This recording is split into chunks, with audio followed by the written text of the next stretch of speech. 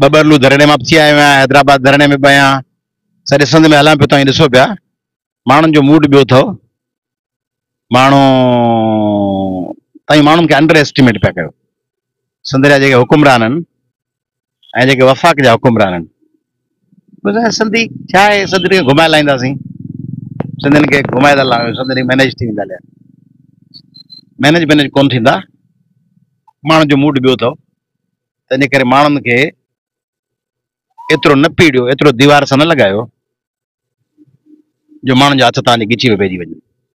माण्हुनि खे अलाए कीअं सम्झायो वेठा आहियूं, सॼो ॾींहुं जेॾां थो वञा पुरमन रहो, पुरमन रहो, पुरमन रहो, तशदुद न, जहिड़ो कोन करिणो आहे, लठ कोन खणणी आहे, तीली कोन खणणी आहे, पत्थर कोन खणणो आहे, पुरमन रहो। सिंधियुनि जी ताक़त पुरमन एहतजाज में आहे, पीसफुल रहो। उन्हनि खे वरी तव्हां लठियूं हणंदव। हाणे हिकिड़े माण्हू खे तव्हां मोरे ते लठ हणंदव, हिकिड़े माण्हू खे तव्हां लठ हणंदव डेरा मोड़ कश्मीर ते, हिकिड़े माण्हुनि खे तव्हां लठ हणंदव कराची मलीर में। पोइ उहे छा कंदा? लठियूं खाई, 4 ॼणा लठियूं खाई माठ रहंदा, 5 या 6 ॼणो लठ जे जवाब में वरी लठ हणंदव। पोइ थींदियूं हालतूं ख़राबु। न कयो।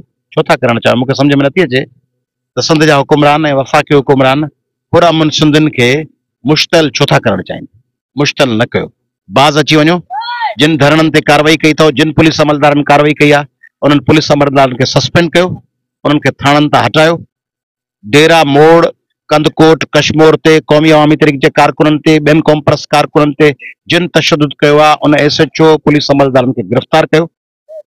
ऐं मलीर में जिन तशदुद कयो आहे, उन्हनि जे ख़िलाफ़ कार्रवाई कयो। ऐं जिन माण्हुनि मोरे में तशदुद कयो आहे, वकीलनि जूं कमीसूं फाड़ियूं अथनि, आम क़ौमी कारकुननि जूं, उन्हनि खे गिरफ़्तार कयो। बबरलू धरणे सां का छेड़छाड़ न कजो। सिंध जे कंहिं बि धरणे मां छेड़छाड़, भला माण्हू पुरमन वेठा आहिनि, तव्हांखे तकलीफ़ कहिड़ी आहे? छो था माण्हुनि खे मुश्तबिल कयो? भला 5 ॾींहं ट्रैफिक, भला टमाटा तव्हांजा ख़राब थी विया, तव्हांजा 4 गिदरा ख़राब थिया, बिस्किट पिया अथव उहे ख़राब थिया। पेट्रोल त ख़राब कोन थींदो आहे न, गासलेट त ख़राब कोन थींदो आहे, उहो खणी 2 ॾींहंनि खां पोइ पुॼंदो।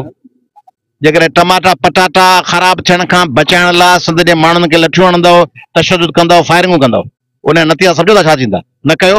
बाज़ अचो। ज़रदारी साहब, शहबाज शरीफ़ साहब,